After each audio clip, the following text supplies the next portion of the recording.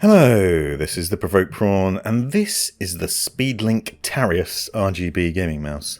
Now this is a mouse from a brand you might not have heard of, I certainly haven't, and it's an affordable entry-level mouse that actually sports a number of really interesting features that, as you can see, includes 12 programmable buttons, a weight adjustment system, braided cables, RGB lighting, and all sorts of other things, including a max DPI of 24,000, which is pretty nuts. That's interpolated, but the high end is 12,000, but it can go up to 24,000, which, by the way, is just too high. But most high-end mice that you see usually top out around 16,000, which is also too high, in my opinion. But it's interesting to see a mouse that's reasonably affordable, with multiple buttons, and a number of features that you usually see on more expensive mice from other brands like Razer or Corsair or Logitech, and this is more affordable and reasonably interesting and really customizable. Now this is an unboxing video to talk to you a little bit about the mouse and what it's like and show you some close-up views of it. I'm planning on doing a more in-depth review because it has a number of interesting features that I want to try out, as well as some software that I'll show you briefly in this video, but I'll dive into more in the review. So if you're interested, or if this looks appealing, then be sure to subscribe and come back and check out the full review in the near future. Now, one of the highlights is not only a multitude of thumb buttons, as you can see on the side. There's loads of different buttons on the side, but that red button at the front, now that's a really interesting one. That is a rapid fire button. Now this is ideal for FPS games, and they say MOBAs and MMOs as well, but I'm an FPS man, so I wanted to test it out for that. Basically what it does is it triple fires, so it's a triple click button, so you press it once and it triple clicks, left click as it would be. So rather than you having to do that, it does it in quick succession. It's essentially a replacement for a macro button that you might already create. Now, I tested this out in Cuisine Royale and it had some interesting implications. Using a pistol, it only seemed to work as a double tap. So you pressed it and it would double tap 2 shots from the pistol very quickly. Using it with a Thompson or a standard DMR rifle, you'd get 3 shots. And it would actually snap those shots off really quickly. So obviously something like that can give you the edge in gaming, where you want to control your shots but still fire quickly, and perhaps you're a clumsy gamer and you can't manage to use your fingers quick enough. Now, if you want to see a video to hear the sounds of the mouse without me talking over the top, I've done an ASMR style unboxing that I also link to in the description, so be sure to check that out and have a look. You can see what the mouse sounds like. Interestingly, the triple click button, rapid fire button, sounds different from the other buttons. And I had a previous person comment and say they thought the button sounded a bit mushy. It feels okay in the hand. You have got to bear in mind that it is a cheaper mouse. It does come with, as you can see, a rubberized coating on the top for comfort. I found that my sweaty, slightly greasy hands quickly mark that up, which is a downside. But you do also get RGB lighting on the logo and the mouse wheel and on the bottom at the back, and I'll show you that RGB lighting a bit later on. And within the software you can change the various colour schemes and features of that RGB lighting and make it look really nice as well. Actually, it's quite a striking mouse. Unusual design though. You'll note on the right hand side it has a sort of rest for your fingers. However, it's not quite wide enough for my pinky finger, so I found that I'm resting my ring finger on it, which is kind of odd, and I'm wondering whether they want you to rest your index finger on the rapid fire button and then use your middle finger on the left mouse button, and then obviously you could then have your ring finger on the right mouse button and then rest your pinky on that little rest. It just seems like a bit of a strange design though, because that's quite an alien setup for the hands. I suppose it depends how you play.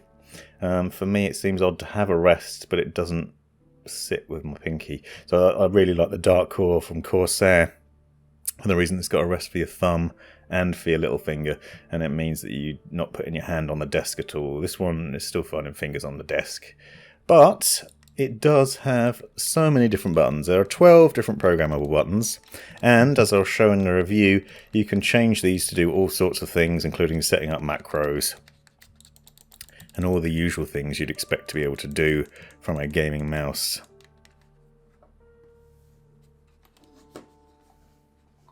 Underneath you'll find access to a little hatch that has 3 little weights in it, encased within this little container, and you can ease those out.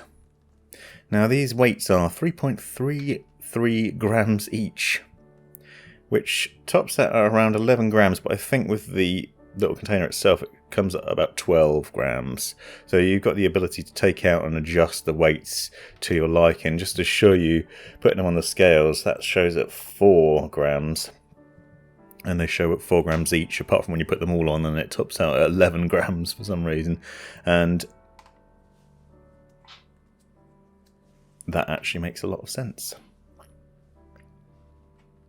If we assume that the housing for the weights are 1 gram, which I haven't tested and I probably should do before the review. The total weight of the mouse, if you're interested, is 148 grams, including the cable. And I'll add all the other specifications for the mouse in the description, as well as a link to the official site and the software that you can download to use it. I like creating a faces in places look with a silly smiley face made of gaming mouse weights. As you might have seen from the video, and if you watch the ASMR version, it's a bit of a trick to getting the cover off. You have to actually sort of bash the mouse to get the cover off. It doesn't come off and go back on very easily. But that's not something you're going to be doing regularly anyway. And you'll adjust the weights to get them to your preference, and then that'll be the end of it. So it's really nice to see a mouse with all these different features. Obviously with the DPI switching button on top, you can set various DPI profiles. A highlight there that I'll show you in the review is that you can make the X and Y axes independent DPI, so you can actually have a high DPI for going up and down versus a low one left to right, or vice versa, or change them and set them the way you want them, which is really unusual. You don't usually see that. Usually DPI adjustments is just for the entire directional positioning of the mouse on the desk, so this is quite quirky. And it seems like they've tried to cram as many features as possible from high-end mice into a affordable gaming mouse with a number of different highlights that make it interesting. It is actually quite a good looking mouse, some nice RGB lighting, reasonably comfortable in the hand. Yes, it does verge on looking a little bit cheap, and maybe some of the buttons might feel a bit cheap. However, it does seem to respond really well. So far from use in Windows, for browsing, working, and for gaming, I've not had any issues with it, and it seems to be doing really well. I'm intrigued by it, and I'll be enjoying playing around with it a bit more, and then coming back to do a proper in-depth review where I'll cover the software and how it handles in terms of mouse programmability, the different buttons, DPI levels, switching between those, setting up custom profiles and things like that. I'm interested to see what you think of mice like this, surprise hits from other companies that don't come from the big brands. Let me know in the comments what you think of this mouse so far. Now here's a quick look at the gaming software. You can see you've got a number of different things, including main, advanced, light and macro. And I'm not going to go into too much depth here, but you can see the number of different programmable buttons and things that you can do with it. It's quite a clean software, easy to use, and I'll show a bit more depth in the review, so be sure to come back and check that out. Thanks for watching, thanks for your time. This has been the Provoked Prawn. Hope you found this video useful, interesting or hilarious. Be sure to subscribe and check out these other videos, as well as taking a look in the description for links and other information you might find useful. Let me know in the comments if you have any questions or anything you'd like to see extra about this, and have a great life.